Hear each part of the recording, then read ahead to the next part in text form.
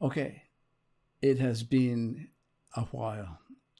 I think it's been like a year and a bit, but I seem to be back, and I plan on posting regularly for a while. And it took me a while to get set up again because I couldn't remember what to do. Anyway, so I've got the camera set up and the light on, and I've got some notes that I made a few notes. So first of all, I'm back. Secondly, later, like in the next video, I think I'll tell you a little bit about the tarot book that is changing. And also, I've got a new site that I'm going to start, and I'll tell you a little about it. But first, this video is called "The Two Most Important Words for Reading the Tarot Are," and I'll get to that in a moment. And today I want to look at the Four of Pentacles, which is this card. You probably all know it. And you've got the fellow sitting outside in front of the city, and he's holding a pentacle this way, one in his head and one couple beneath his feet. I'll put an illustration of the card beside me if I can, if I've got space. Okay, so if we look at this Four of Pentacles, I need to just move this screen up a little bit. Okay, so if we look at the card, the fellow's holding tightly, right?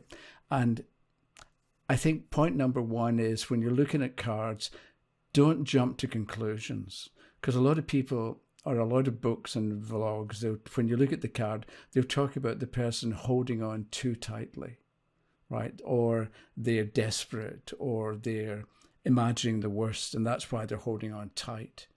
But the thing is, we're not supposed to, well, it's not a good idea to jump to conclusions.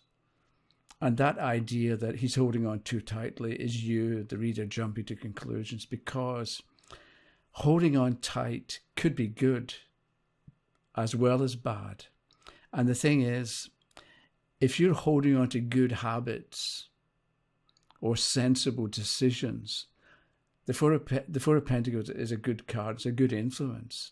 Whereas if you're holding on to bad habits or stupid ideas, as we all do from time to time, then the Four of Pentacles is a problem, right? Because holding on to bad habits is not a good idea. So you may think, okay, well, which is it? Is it a good or a bad card? So I'm thinking, if the card is upright, let's say the default position is your habits are good, your thinking is good, your ideas are good, so hold on to them. You're justified in holding on to them. Whereas if the card is upside down, think again, because what you're imagining, what you're thinking about, what you're planning, what you're developing has weaknesses or is defective or isn't as good as you think it is. So it's a way of a reverse Four of Pentacles can be a way of alerting the questioner to the fact that what they've got in mind isn't such a good idea. So the title of this is The Two Most Important Words, and the two most important words are "so what." I may have said this before. Maybe some years ago. I used to teach an English, a report writing class in college, and people would cut and paste stuff from the internet and hand it in as their own work. And so I ended up thinking I need to produce a course called the So What School of English, because what I wanted to say to people was, when you write a sentence, say to yourself, so what? And if there's no answer, delete the sentence. Or if there's no answer, figure out how to change the sentence so that the sentence does have a point. So you're not just saying stuff for its own sake and hoping that the reader isn't going to notice. So with that in mind, I wrote down three things. So if the point to remember is so what, right? You've got this Four of Pentacles person holding, and all we're going to do is focus on the bit in the middle. We're forgetting about the head and the feet and the city in the background. So if the sentence is he's holding tightly, then I wrote down immune to outside influence. So if you say the person in the card is holding on tightly, so what? So you may be immune to outside influences. So it can be that somebody or something is going to have to work really hard to get you to change your mind, or to get your attention, or to get you to be aware of things that you're not aware of at the moment. So let's say you've got a good idea or a good suggestion for somebody, and they're represented by the Four of Pentacles. Good luck getting through to them. It's not good, it's not bad, it's just, in a general sense, they're fixed, they've got ideas of their own, and maybe they won't take kindly. They won't necessarily take unkindly, but maybe they won't respond that well, or that openly, or that easily, if you've got something to say to them. So if you were to look at that card and say, your person's holding on tightly, and then you say to yourself, so what? What ideas would you come up with? Because what we're doing is we're developing related ideas, or we're coming up with things that give us like this amount of information we can choose from. We're not dependent on or trying to make use of one sentence or two words that we read in a blog somewhere. We're kind of developing a big picture understanding of what the card can mean in different circumstances, which means that when you turn the card in an actual reading and you know the actual question, you're going to have sensible, useful and relevant things to say to the questioner, only because you spent time a week ago or a month ago turning that card and thinking, he's holding tightly, so what? And because you took time to answer that question in your own way, you will have a lot of ideas, a lot of information that you can talk about when the card comes up in a reading, because people get stuck. People turn a card and don't know what to say. And that's because they haven't thought about it in isolation, in a general kind of a way. Then I wrote, we'll stick to own ideas. So what? So if the Four of Pentacles shows somebody sticking to their own ideas, so what? It may be important for the person to review and assess and analyze what they believe in, what they want, what they're going for. Because it can be that, because the card is, or the picture is fixed, it can be that there's things they haven't thought about, or they began with an assumption that wasn't actually true. So they've created this picture in their mind of what's going to happen, and it's probably, well, it may, but it's got a better chance of happening if you actually think it through and think about it. So again, so what? So think about it and make sure that your ideas make sense, because it's easy to jump to, in our own lives, it's easy for us to jump to conclusions about what's going on or what to do or what we ought to do. But if we make ourselves think it through, we're going to discover weaknesses where we thought none existed. And the other thing I wrote down is, what is obvious to others may not be so obvious to you. Okay, because you're fixed, because you're holding on tightly to something that you probably believe in or want, it may be that other people, because you're focused, it can be that other people, it's not going to be, that other people are not going to have much ability to influence you.